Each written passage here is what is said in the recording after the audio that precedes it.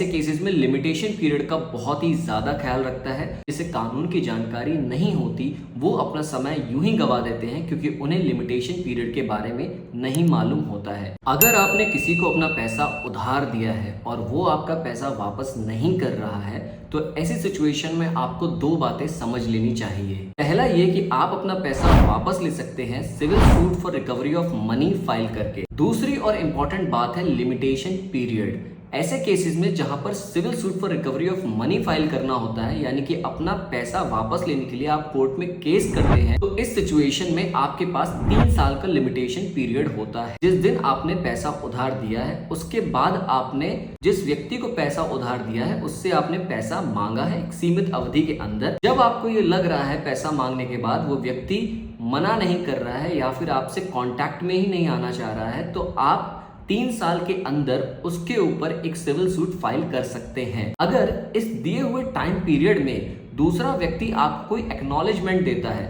मान लीजिए वो ये कह दे कि आज मैं आपका पैसा नहीं दे पाऊंगा, कुछ समय बाद दे दूंगा, या फिर आपसे ये कह दे कि जल्द ही आपके पैसे लौटा दूंगा, तो ऐसे सिचुएशन में आपका 3 साल का लिमिटेशन पीरियड उसके एक्नॉलेजमेंट के बाद से स्टार्ट होता है।